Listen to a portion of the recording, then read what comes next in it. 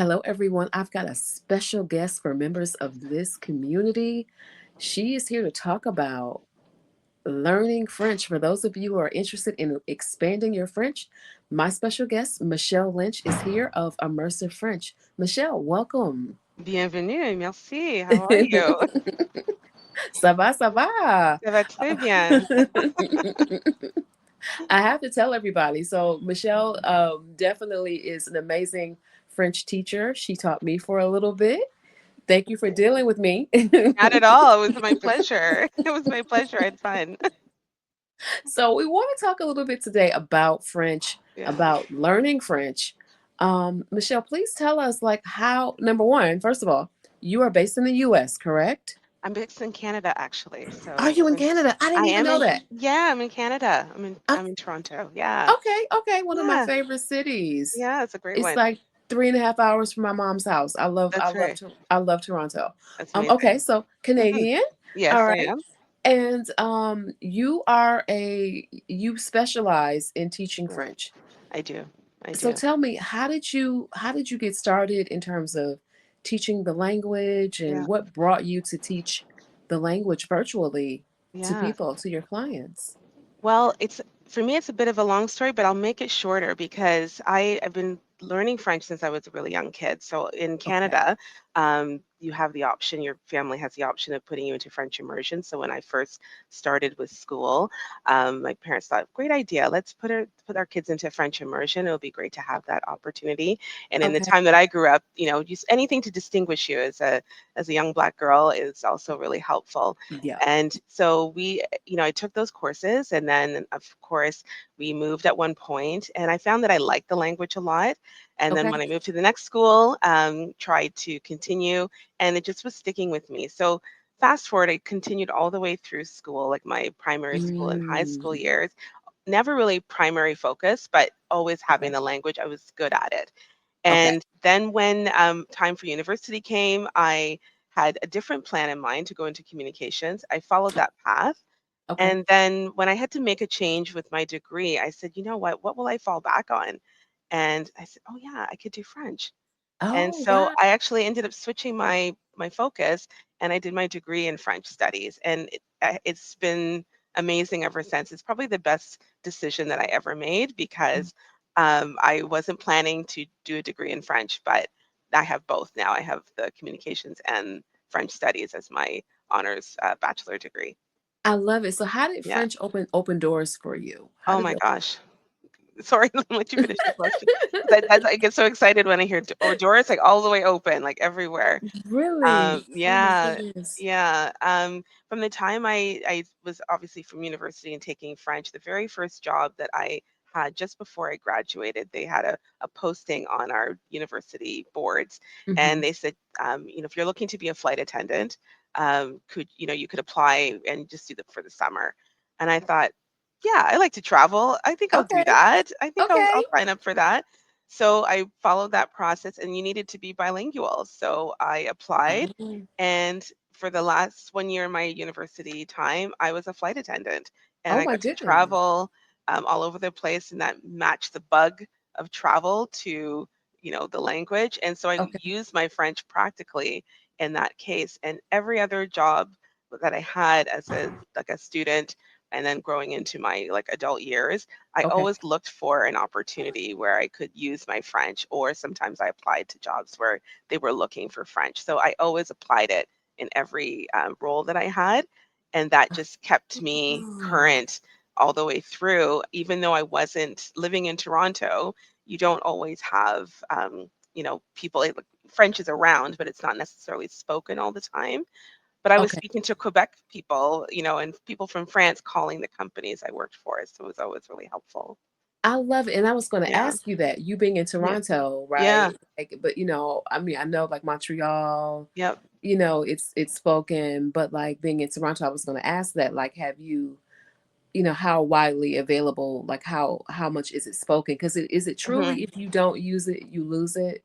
I feel so. I feel Okay. so. Yeah, I do because I don't know that if I wasn't intentional along the years, would it have been so like fluid in my body to kind of come Okay. out.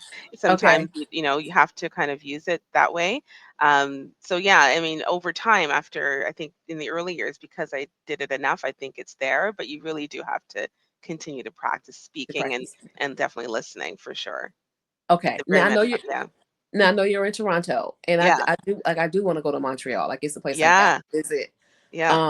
I'm a native Detroiter, right? Okay, So we're, Canada, like Windsor, Ontario, Canada is like a neighbor. It's literally, that's you're in right. downtown Detroit. It's literally 5 minutes away on the bridge or the Okay, tunnel. that's And right. then my mom, she lives in the suburbs of Detroit, Okay, and her home is about a 3 hour, 3.5 hour or so drive to get to Toronto. okay. It's not very far at Not all. far at all. No. Yeah, it's not far, but like I've Yeah. always wondered about like Mhm. Montreal and just, Yeah. is their French the same? Yeah. Like what I'm speaking, I've heard there's some differences in Yes. terms of like the French speaking spoken Yes. in France versus the Yes. French spoken there. That's So, right. Actually, I'm headed to Montreal soon myself, so it's been a little while oh, since I've been there, but going soon. And yeah, the French in Quebec is different in than it is in Paris for sure. okay. But I would say it would be no different than saying like the French in Minnesota, or sorry, the English in Yeah. Minnesota is different than the English in Florida, or Okay. so it's Yeah. sort of those regional differences that Okay. you hear. There'll be different words that are used, like you know within that space. Like for example, like a car in Quebec is un char, but Okay. in France it might say une voiture, or they might have Wo- a different word. So they're Yeah. different. Yeah, they're different ways. Okay. Okay. Yeah, So it's those little small that's differences, right. Yeah, right? Okay. that's right. Okay. That's right. Yeah, but it's fun. Still fun to learn and Got practice. it. Got it. Yeah. So you've been able to get clients from around the world, I would imagine. I mean, Yeah. Yeah. to learn French. Have you found Yeah. that people like are they doing it for employment? Are they doing it like me to try to being in the country and having to learn the Hmm. language? Are they doing it for just the recreational reasons? What tends to be the reason that people want to learn To learn French? French. Well, mostly I've taught at this point, I've taught a lot of youth around the world, and I'm Okay. growing into the adult aspect. But regardless of who, like the age, people want to, I think the dream is to go to Paris. Like that's Yeah. kind of why I have my little Paris thing there. Everyone has that desire. I did too, so I can totally relate to that. It was just this Okay. the pinnacle of where you want to learn French. But nowadays, I'm finding a lot of my adult clients have this desire to travel to other parts of other countries where they speak French. So I did a workshop back in the winter, and people were really interested in going to Benin, or interested in going to Togo, or interested in going Oh, to other French-speaking countries, which is totally what I think is important to also remember, that there are other yeah. places that you can go and speak French, not just France, but that's where you want to start. It's absolutely the best place to start, but you can take your travels and you can take your French kind of anywhere. Like you said, Montreal, even Yes. in New Brunswick in Canada, they speak French there. There's lots of other Oh, provinces in Winnipeg as well. There's a community of French. So there are different places that you can go that you can speak French, even some South Pacific islands, French Polynesia. Like you yes. can explore and kind of learn more about the language and how it's regionalized around the world, which is great. Oh, I love it. I love it. Okay. Yeah, So you move from, so children, you do still, youth, teach yeah, children, but also now you're moving more absolutely. into adults. That's right. Um, with when it comes to children versus adults, are the children, is it more so like they're trying, is it a difference? Is one easier than the other? Are adults harder than kids? Um, Like, Well, I would say this, like, the kids I teach are more youth based, so anywhere okay. from like 13 until 18. So Okay. it's that level. But I've taught younger for sure. I've taught kind of all ranges. But I think what the challenge is sometimes for most people when you're working is to kind of keep the Yes. consistency of the language. Yes. So when you're younger, mom and dad are telling you, okay, got to do your lesson, and sometimes they want to, and sometimes they don't, and that's Yeah. up to the individual. But for Right. adults, it's just being able to carve out that time to do it. So I have a group class right now where my students are like regular every week, and they show up. I have one student; she'll make time on her like social events to still join the class. to stay consistent. So it's really up to how much you really want to learn. Okay. And then there's also self-paced options that I offer for those that really can't um, commit. Then they can sort of do that on their own and then join me like at the schedule that makes sense for them. So I know for Mm, adults, you have to sort of plan a little differently to be able yeah. to keep consistent. I totally get that. It's busy lives that we all are living. Yeah, Yeah. like you said, it definitely is different. You're trying to learn and kind of Hmm. soak it in your brain. That's right. Do there are there any tips that you give to students to kind of help them get it? Is it just a matter of being consistent and studying, practicing? Or is there Yeah. like a special sauce? Such Um, sounds the French bechamel maybe. right, right. Yeah. Because the French is very difficult. It's Yeah. not the easiest No, it's not the easiest. language. One of the tips I give to my students, which I really find just helpful, hopefully, is that once you learn something, apply it to your everyday living. So, for example, I start off teaching like numbers and letters, and even my adult students sort of say, like, Michelle, like, why am I learning that? But I teach it because most apps, most other things do not teach you how to Yeah. count and teach you how to, you say your letters. So, because of that, then you're not really practicing the key sounds that you need. So I might say, okay, once you've learned your numbers, now when you're doing your laundry or your dishes, count your dishes, count your socks, count, count. Okay. Anytime you see a number, you get your bill, like, you have your bill, you just go, Right. okay, what number is that? And then say those, that way you can do it every day and practice. So as I teach, I say apply that to your regular life. And then that helps you to stay current without having to take a whole bunch of books if that's not what you can do. I find that helps. Plus other tools, but that's one of my first ones. Okay, so apply it to your everyday Yeah, practice, apply it to yeah, your everyday activity yeah, so it kind of like soaks in yeah. your brain, so to speak. That's right. Or that you get used to even speaking out loud. And most people Okay. are learning on an app, but they're memorizing and they're learning, but they're not actually speaking. And so a lot of the students I get, both youth and adult, they'll say, I'm using Duolingo, but I don't know how to speak, or I've been using that. My streak is like however many days long, like 1100 days long, and I don't feel comfortable saying like I want a coffee. And that's because we're not actually using that out loud. So when you give yourself opportunities to let your brain connect to your mouth and vice versa and speak, then that's how it comes out. Mistakes or otherwise, it doesn't matter. You're just getting your brain to go, I speak French, and it's coming out. Okay, and I was going to ask about that. Like, I Mhm. mean, there's so many apps: Duolingo, Mhm. Pimsleur, Deeple, and Mhm. so many Mhm. translation apps and Mhm. programs. But Mhm. it always seems like there's like a gap Mhm. because, like you said, I know I'm on this Yeah. 1100-day Yeah. streak, and I every day I Yeah. practice, but it doesn't mean that Yeah. that translates in to like real world stuff, That's right? right. That's right. And that's what the gap I hope to fill. That I think those apps are wonderful. Like I would never say to Yeah, someone, "Don't yeah, do it." Like it actually builds your consistency, and that's right. right. But it's filling it in with the actual speaking part. Okay, so Yeah, it's doing both. Like that's right. using the Absolutely. apps is like a supplement, right? That's right. And then um, taking your courses and your classes, group Yeah. classes, individual classes, or whatever, so Yeah. that you can kind of get both of those Apply together. it. Yeah. I know the challenge for me is like, and Mhm. maybe it's just the way like that my brain works. It's like Mhm. reading it, like Mhm. yeah, writing it, and then Mhm. speaking it, Mhm. and being here in Paris, Mhm.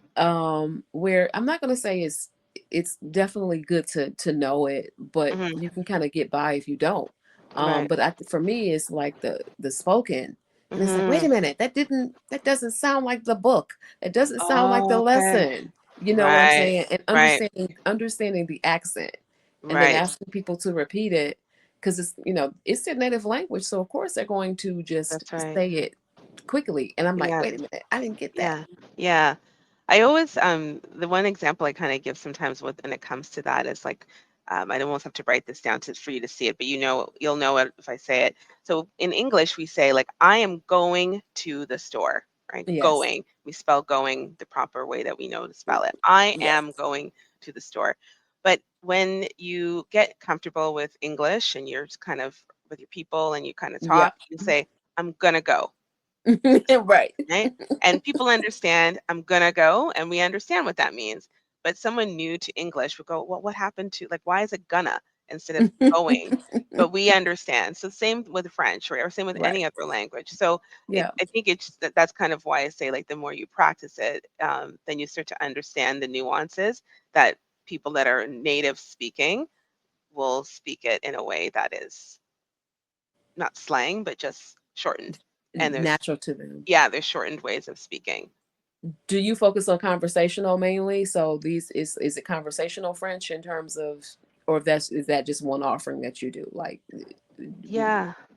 I focus on all, like, I mean, like conversational for sure. So my group classes, it's okay. meant to have more conversations. So when it's a small group of 4 to 5 people at most, and so that way they can practice having conversations with each other. So hopefully they're at the same level. So I just taught a class yesterday, and we were learning about how to tell the time in Mm. French. And actually, this is really Oh, interesting example because my 2 students, they were practicing with each other. So I had them come up with their own schedule for the day, like what do they do in the day, and tell me what time it is. And then they kind of rehearsed their own and kind of was able okay. to speak their own schedule. And then the challenge was for them to speak back and ask the other person, like, what do you do on this day? So they already Oh, knew their schedule, but now they had to ask their partner, what do you do on that day? And so then it gave them, like, they know what they do. I know I do yoga at 6 a.m., but how do I say it? And so right, then right. they practiced it. And then one of my students said, Michelle, like, what happened? Like, on Duolingo, they say that you can say the time this way, and you're Hmm. saying you do use a 24-hour clock. So there's two different examples.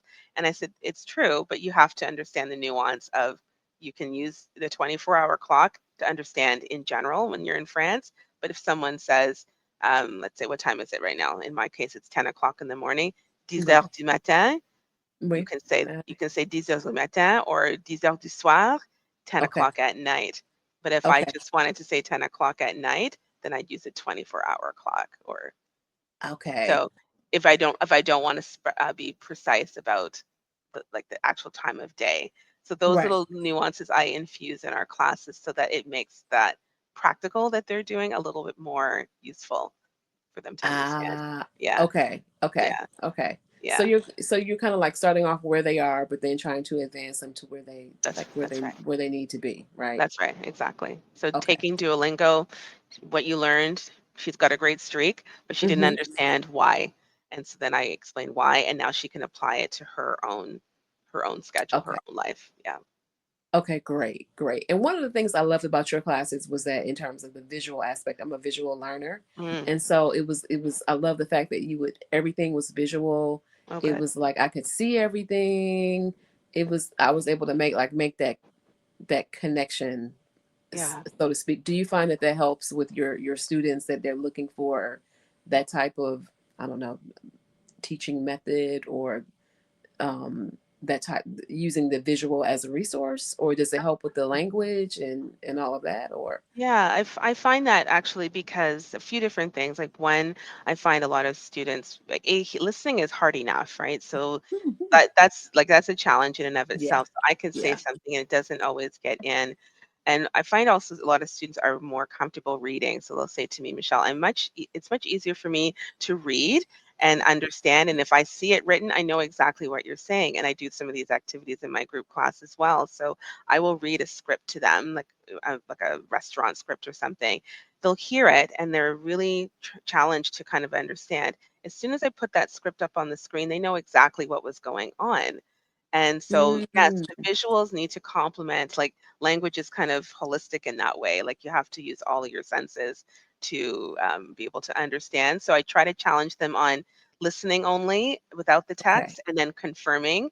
And then they go, oh, I did know what they were saying. Ah, okay, I uh, absolutely did get that. But okay, they might not have heard it, and the language, they didn't get that piece. So yes, I use all because especially as adults, we are more visual as we get older. So it is yeah, important to be able to see. And I use what's called funky spellings to help people break it down if they are having trouble saying it. I'll find a way that relates to them to ensure that they can get the word out because it's more important that they're not tripped up by um, not tripped up by the accents and all the different things, but Yeah. that they can get the word to come out of their mouth and they go, "Oh, I said it. Great." Now, can you give me an example of funky spellings? Like, what do you mean by that? Okay, actually, I can give you one. I don't know if I let me just see if I can switch my screen over. If I Okay. And I'll show you. Like I was teaching the word um, to drive Okay. yesterday, and so the word to drive in French is conduire. Okay. So it's and Yes. then when you conjugate it, you have the different versions. So it's je conduis, for example. This is what je conduis.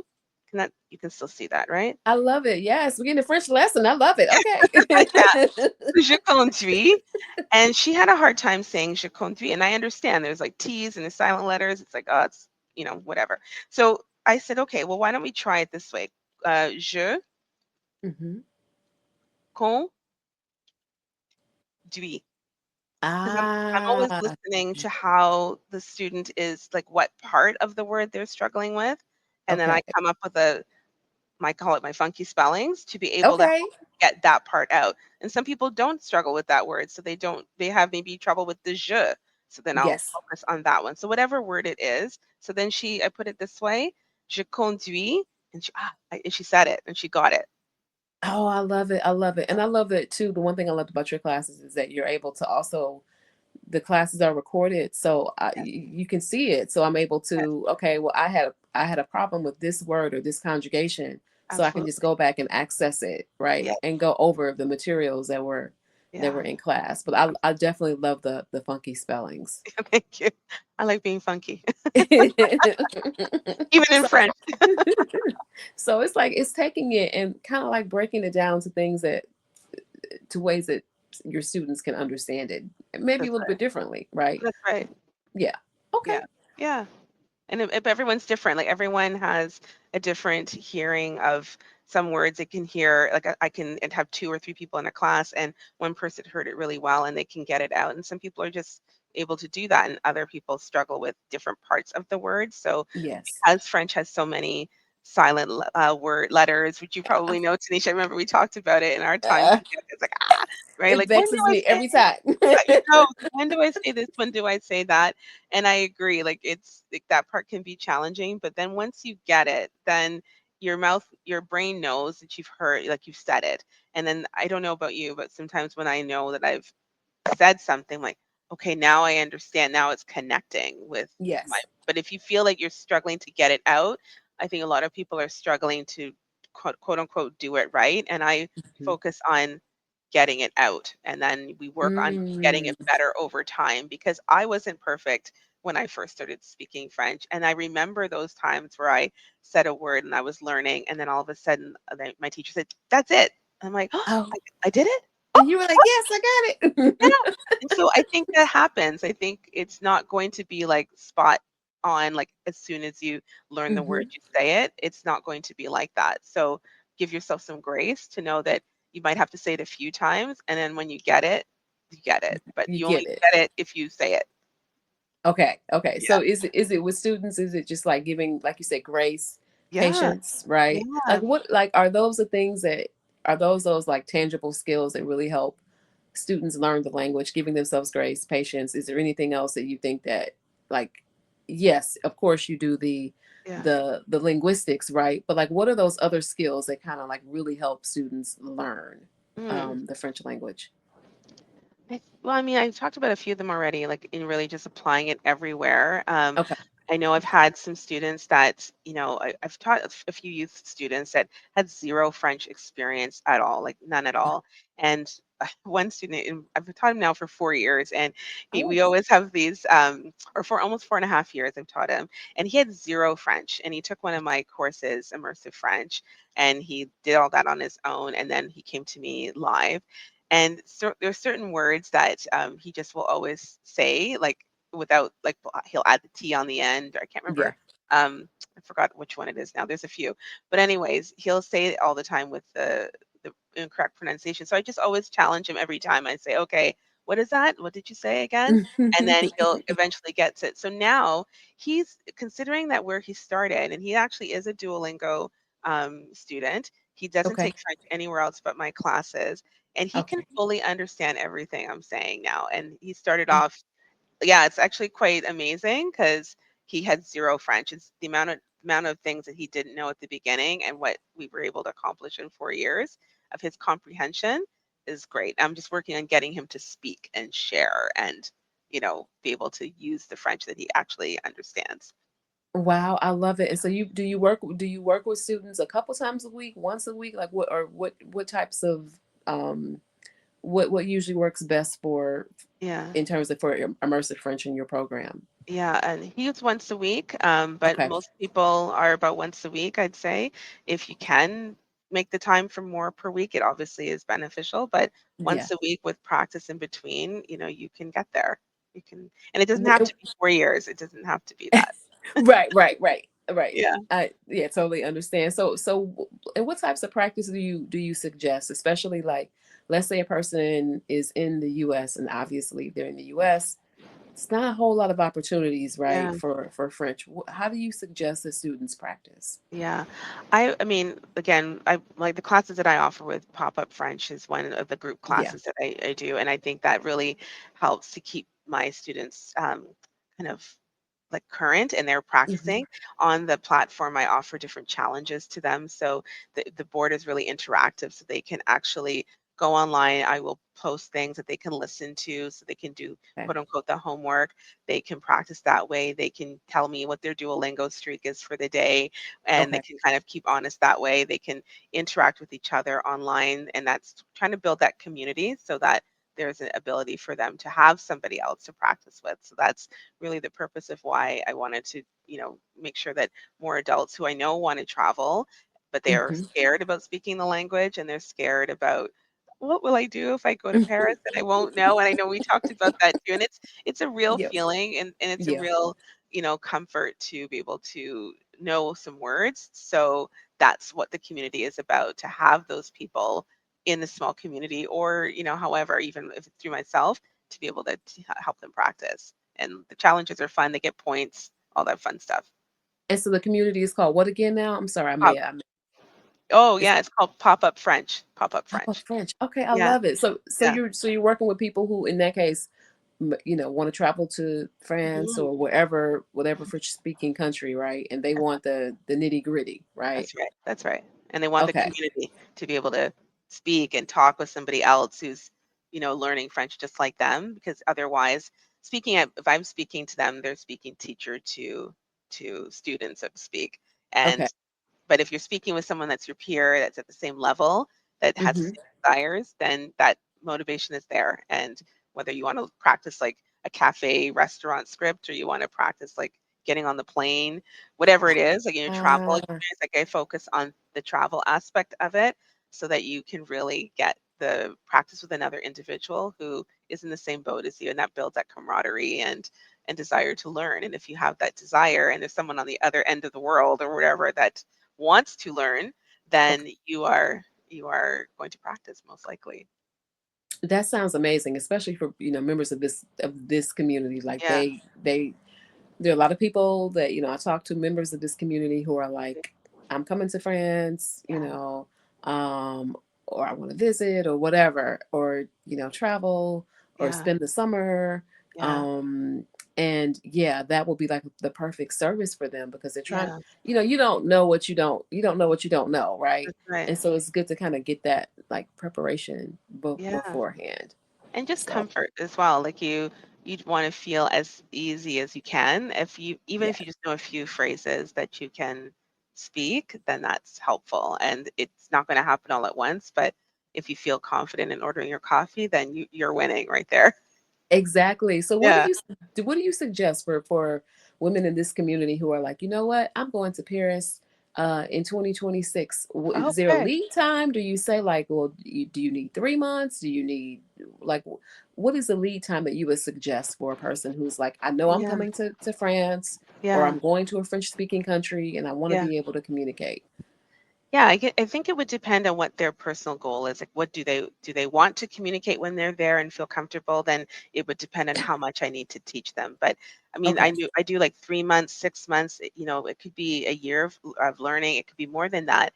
But I would say, what is your actual goal, first of all, because I can compress it to your needs. So, for example, if you just want to feel comfortable going to the museums and the Mhm. cafes and saying a few short sentences and having a few different things that you can say, then that might be like 3 months. I have a student right now that I'm teaching, and she has a timeline of she can only do classes with me every other week. And Okay. so I personalize, and it's with her family that she's going with, and she's going in October. So we started back in, when did we start? I think in June. And Okay. so June Okay. every other week, that works for her. So then I just tailor the purpose, and she wants to be able to order at the restaurant. That was her goal. Oh. So we're Oh, nice. focusing on that. So I tailor it based on your time and your goal and making sure that Okay. you get what you need. Okay. So they can tailor it to their interactions. Like, what if a That's person right. say, "Okay, I may not want to do the restaurant, but I want to be able to communicate if I'm on the train, That's right. for example, or I'm going to my hotel." I'm just, Yeah. throwing out. Yeah. Yeah. Or some Okay. people might really want to say, I really want to be able to have like rich conversations with, Yes. like I want to be able to have, like, I think when we talked, you said you really want to be able to understand people when they're talking around you. So that would be a very different goal than somebody that wants to do, you know, Yes. just be able to have like short interactions. So I will do my best to tailor it based on wherever that person is and give Mhm. them what they need. Everyone, the French kind of goes from A0 level to C2. So I would have to also figure out where you are in that CEFR scale. Yeah. Okay. Great. So, Yeah. how can people learn more about your services, what you offer, in terms of whether it's the group class, or whether it's the individual class like the one that I took? How can people learn more Yeah. about you and what you offer? Well, everything is on my website at immersivefrench.ca. But if you're not sure, even if you want to just kind of jump in, you could always like they can set up a 15-minute chat with me. I think that's always helpful to just get to know what your goals are. And then I can, best recommend what would be best for you with your timing. So whether group is best or Okay. individual. I have a few people in every bucket, depending on what their life challenges are in terms of schedules. So Okay. I would best recommend something for you, but I'm always happy to chat. Okay, great. That sounds Yeah, great. So yeah, I will make sure that I list the detail, your information, your yeah. contact details in the description of this video so people can reach out to you, members of this community. Y'all, like, go ahead and Yeah. I'm telling you, go ahead and book her services. If you're coming to Thank you. France, or you're coming to, a French speaking country or region, and you want to feel more comfortable communicating, this is your woman. This is the Thank woman you.